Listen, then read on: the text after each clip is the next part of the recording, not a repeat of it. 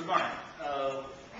The issues related to the Sevan, as Shankar was mentioning, started in early part of last century, actually right after the World War II, when Armenia was in dire need of energy, and especially electricity, for its growth.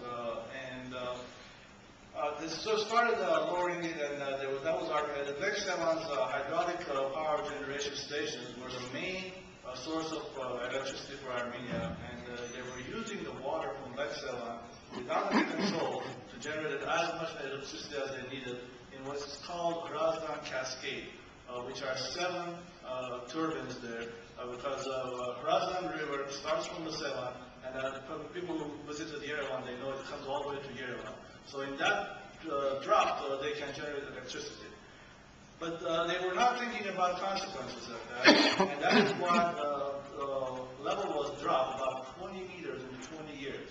That's devastating for the lake, which has been in this situation for thousands of the years. So it has its marine life, wildlife, everything based on that situation when that gets there. So when you change, makes such a drastic change, it's going to have also drastic effect on the marine life which it had. By reducing that, they also reduced the volume of it by 40%. You can see from this picture the different layers of when the water was at what level and when it got there. Like there was a water at this point, and at the peak it was up to this point. Presently, this is what we have. This chart shows what started. The bars, which are blue bars, this is outflow of the water, and the red is water level. And this is where, right about this time, when the Razdan Cascade started, they started using it water. And you can see how much of the water was outflowing it, and what kind of a drop we had. This is where around 60s when they decided we don't need that. And one reason was, again, at that time, Armenia had the Razdan thermal power plants bringing online, which was generating electricity, and then after that, nuclear power plant, Mezamor started it, so there was not that much of a need for the power anymore. So pretty much they were using the water for agricultural needs, but of course, when you release the water, meantime you generate electricity. So as you can see, even though there was water still dropping after the 60s, but it was kind of managed. When we get to the late 80s, there was no need anymore of that much of electricity. Again, as I said, power plant, nuclear power, and Razdan was up. As a matter of fact, Armenia was exporting electricity. There was no need. Then it came the dark days of early 1990s, when Armenia was in complete blockade, no energy sources but Sevan. So again, they had to use the Sevan, and that's why you see this huge peak here, which they started using it, and that was the only source of energy for Armenia for those dark days. Luckily, there were harsh winters those years, which affected a lot of population, but also on the positive side, which did not cause the lake go down much more than it would have gone down, the level of it, because there was a lot of snow, a lot of rain, and that helped to affect a bit less drastic. Then again, they started, when everything became normal, when the nuclear power plants started operating again, as you can see, they dropped quite a bit of the use of the water, and last several years it's pretty much stopped. And that's why you see the water starts going up. Of course, building ARPA Borakan tunnel had a lot to do with that, which I will mention about later.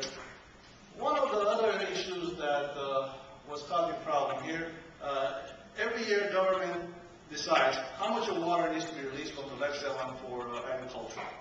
But in Armenia, as you probably know, people were doing the nighttime sometimes, they were releasing the water illegally to produce electricity. Now, a few years ago, when Armenia sold or gave all its power generation capacity and distribution to Russians, there was no reason for them to do that anymore. So that's another reason why this will start going up this much.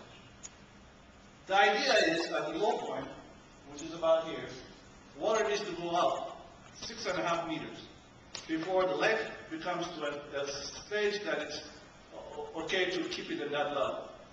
As of now, it's gone up about almost 1.5 meters.